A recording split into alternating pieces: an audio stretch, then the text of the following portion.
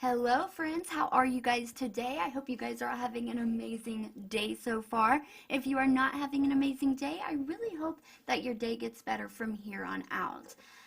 Today we are going to talk about the youngest Astroworld victim, Ezra Blount, and his family has rejected Travis Scott's offer to pay their funeral costs. So we're just going to go through this article real quick and give our thoughts and opinions, and I'd love to hear what you guys think in the comments down below.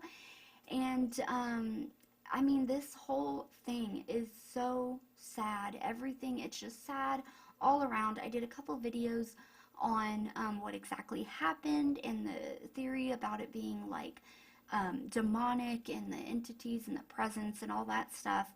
But besides all of that, you know, these people lost their lives and these families are destroyed, and Travis Scott recently got like this new huge high-priced celebrity attorney who is really fighting this and basically saying it's not his fault, you know, and he's going to be pulling everything out. And it's really weird because Hulu just did that documentary on the Astroworld, a concert in hell or a day in hell or whatever, and it wasn't even on Hulu for 24 hours, you guys, before it got pulled. And a lot of people think that Travis Scott's new attorney was able to pull some strings or do something to get that documentary pulled. I mean, I'm not sure. I'm still looking into that. But today we're just going to talk about this family rejecting his offer to pay for funeral costs for this 9-year-old boy. So let's get into it, you guys.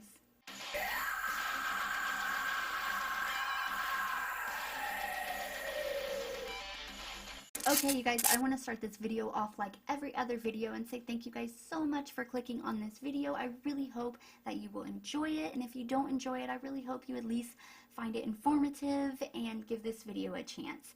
So, we're going to go through this article together. Now, this article starts off by saying Travis Scott's offer to cover the funeral expenses for 9-year-old Ezra Blount, the youngest victim to die at Astroworld, was rebuffed by the boy's family in a new heartbreaking letter obtained Monday by Rolling Stone.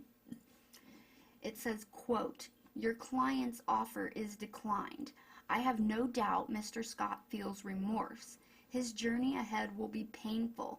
He must face and hopefully see that he bears some of the responsibility for this tragedy," Blount's family lawyer Bob Hilliard said in the blistering response. The offer from Scott was sent to Hilliard and his co-counsel Ben Crump last Wednesday by the rapper's new lawyer Daniel Petrocelli, I think. Ezra was laid to rest the day before on November 23rd at the funeral in Texas. Travis is devastated by the tragedy that occurred at Astroworld Festival and grieves for the families whose loved ones died or were injured. Travis is committed to doing his part to help the families who have suffered and begin the long process of healing in the Houston community. Towards that end, Travis would like to pay for the funeral expenses for Mr. Blount's son, Petrocelli wrote. Petrocelli is famous for representing Fred Goldman at the wrongful death trial that found O.J. Simpson civilly liable for the deaths of Ron Goldman and Nicole Brown Simpson. Claimed in November 24th letter that acceptance of Mr. Scott's offer would, quote, "have no effect on the lawsuit filed by Ezra's dad, Tristan Blount, against Scott and others." So that was a big question for a lot of people. A lot of people were wondering if, you know, I don't know if you guys have ever heard of things like this, but they're sometimes in civil suits or personal injury cases, like they'll offer to give you whatever, and then at the very bottom it says that if you accept this offer, then you cannot sue them. So a lot of people were wondering if Travis paying for the funeral costs of these people would, again, be like, well, you can't sue me now, if there was like a clause in there. But this says that there would have been no effect if they would have let him pay for the funeral. That wouldn't affect them suing Travis. So that right there really tells me that the family rejecting his offer to pay for the funeral cost, even though it will have no bearing on their lawsuit against him, really speaks very loudly. It speaks volumes to me. Like, no, we can still sue you if we accept this money, but we're not going to accept it because you need to look in the mirror. Like, you need to understand that this is your fault. And then I also wonder if offering to pay for the funeral cost would be almost like an admission of guilt on Travis's behalf. I mean, of course, the lawyer is going to say, this is not an admission of guilt, but, he just wants to help. But if he did pay for the funeral cost, maybe the family could use that in their civil lawsuit and be like, well, he offered to pay for the funeral. Why would he do that if he wasn't guilty? I mean, there's a lot of legal crap in there, but anyway, let's keep going. In his reply, Hilliard said that, quote, for now, Scott, quote, must respect that his own devastation pales in comparison to that of Ezra's family. Quote, there may be, and I hope there is, redemption and growth for him on the other side of what this painful process will be. And perhaps one day, once time allows some healing for the victims and acceptance of responsibility by Mr. Scott and others, Tristan and Mr. Scott might meet, and there is also healing in that, Hilliard wrote. That was hard to read. That was emotional, you guys. That sounds, God, jeez. In the meantime, he likened Ezra's death to, quote, a faucet of unimaginable pain that has no off handle, end quote. To lose a child in the manner Tristan lost Ezra compounds the pain, he wrote. As a parent, Tristan cannot help but agonize over the terrible idea that Ezra's last minutes were filled with terror, suffering, suffocation, and worst of all, surrounded by strangers. His dad unconscious underneath the uncontrolled crowd. Oh my God, you guys. Speaking to Rolling Stone on Monday, Hilliard said Scott's camp previously reached out to Crump regarding the possibility of setting up an in-person meeting. We were pretty firm. With all due respect, no. This isn't a photo op story here. This is a who's responsible and why type of investigation, and he's on the short list, Hilliard said of Scott. You can just feel their pain and their responses. I feel so bad for this family, you guys. Like, no, we're not meeting with you. This isn't a photo op story here. Oh my God. I understand how they feel, I do. It's heartbreaking. Ezra was on his dad's shoulders at Scott's Astroworld Festival in Houston on November 5th when the two became trapped in the deadly crowd surge that claimed the lives of 10 people. The boy's grandparents previously confirmed to Rolling Stone. Everyone was pushing. It was so tight with no exits. His dad couldn't breathe at all and passed out. We don't really know what happened to Ezra after that, grandmother Ezra Blount said. The family later found Ezra at a nearby hospital listed as a John Doe. He lingered in a medically induced coma for days and died of irreversible organ failure on November 14th. Organ failure, you guys. His organs were so damaged by being trampled. That is just heartbreaking.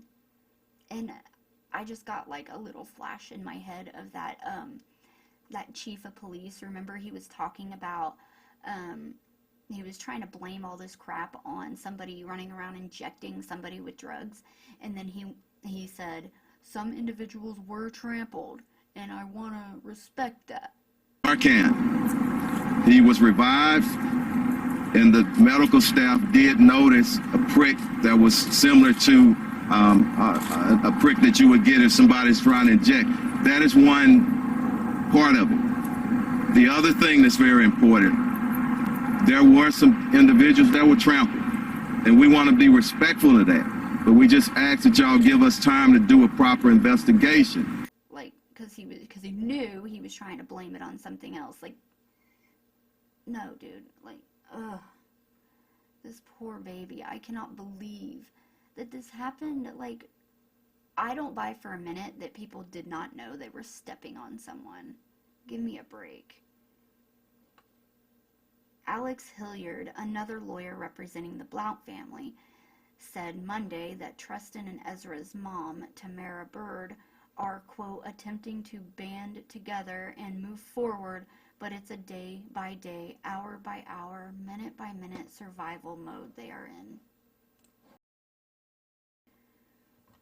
No parent should ever have to experience what Tamara and Tristan have experienced, he said. In a video remembering Ezra shared on a GoFundMe for the family, the boy who loved skateboarding and Fortnite is seen acting out a SpongeBob SquarePants meme and lip-singing with his dad. Petrocelli did not immediately respond to a request for comment by Rolling Stone on Monday. Now the chair of the trial practice at O'Melveny in Los Angeles, he also famously represented Donald Trump and his now defunct Trump University in class action lawsuits that was settled for $25 million. Okay, cool. I don't care what he did, but yeah, he's a great, huge lawyer, whatever. But I think, like I said, it speaks volumes that they rejected Travis's offer to pay for their funeral costs for Ezra.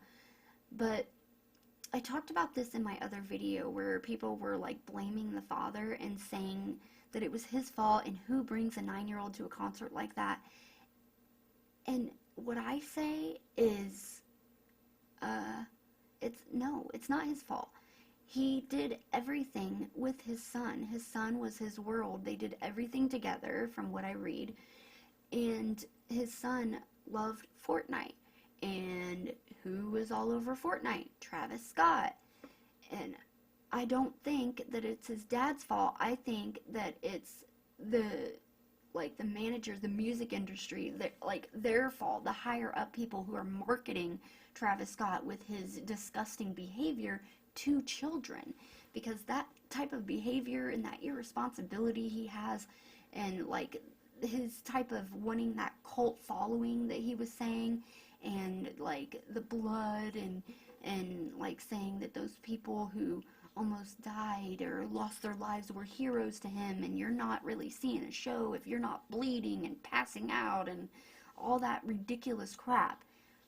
This guy with this type of behavior should have never been marketed to children, and he was. And that is not that is not Ezra's dad's fault. That's my opinion. But I don't feel like it's his fault. His 9-year-old loved this guy. He was marketed to kids all over Fortnite and McDonald's, and he wanted to go to his show, and the father spent almost $900 getting tickets so he could go, and he took his son, who he thought he would be safe with. I mean, he's his father, for Christ's sake. He thought he would be safe with him. He took him to this concert. Honestly, he probably did not do a lot of research on Travis Scott's previous shows before this, and people say, well, he should have. Why? I've went to so many concerts, even as a kid, that I've never did research on what their concerts were like beforehand. And Travis Scott, nothing like this has ever happened at his concerts before, or else he would have heard of it, you know. So you never think that something like that would happen. I mean, now people will, and there's no age limit either. Now, there are some musical artists who have age limits on their concerts. I was looking at stuff before, and I was doing research on Die Antwoord, and if you look at their tickets, you have to be 18, I think, or 16 to go to their concert.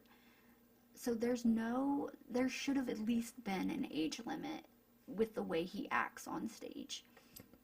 But there wasn't.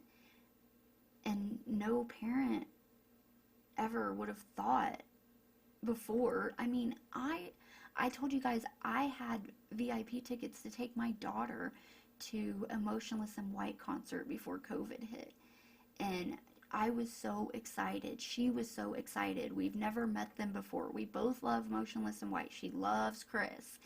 And we were going to go. And every time I've been to a Motionless in White concert, there have been kids there, young kids. And Chris, the way he is on stage, he's always looked out for the kids and had them come up front and where they were safe and not let people push on the kids. And then he's even brought them on stage a few times, and they've always been taking care of and safe. And that's when you go to a concert, you trust the performer. You trust the people who are organizing the concert and security and everything, but you also trust the performer not to let it get like that. I remember when I was 18, I was at Rock on the Range, and I broke my sternum in, I guess you could call it a crowd surge. I don't know. Avenged Sevenfold was playing, and the crowd moved forward like they always do, but it was just very compacted, and the crowd was going forward and back and left and right, and it was to the point where my feet were not on the ground, but I was moving with the crowd everywhere they were going because we were so compacted and the crowd was moving. So even though my feet weren't on the ground, I was still moving with the crowd. And then I heard a big loud pop, and it hurt so bad. And I needed to get out of there. I couldn't breathe. And when I couldn't breathe, and it's sad when you love a band and you're watching this band and all of a sudden you just start praying and counting the minutes until the band is done because you cannot breathe and you're panicking. And I remember the singer said in Shadows or whatever, he started saying that he wanted the crowd to get crazier, and he wanted us to show him crazy, and they started getting crazier, and I remember thinking, oh my God, please no, please don't say that, oh God. And but when I wanted to get out of there, I easily got out of there. I had to, it took me a second, but I told somebody, the guy beside me, and he helped me out. But there was an exit, there was a way to get out, and that is where Live Nation failed, because the way they had it set up, there was actually no exits, and there was it was almost like Travis, and the stage was here, and then there's all these people on the sides, and then down here was another huge stage thing where they had the VIP up here and the cameras and stuff. So there was only these two areas, but when you push back and back and back, the people were being pushed towards a fence, and they couldn't go back any farther, and right in those two areas was where everybody was passing out and dying. So it's Live Nation's fault, the way they set it up. Definitely their fault. Security, with the security and stuff, it's their fault. They did not have enough security. They didn't have enough medical staff. The medical staff they did have, some of them knew what they were doing. A lot of them didn't, though. And it was Travis's fault as well. He could have calmed them down. He could have stopped it for a second and asked around and made sure people were okay.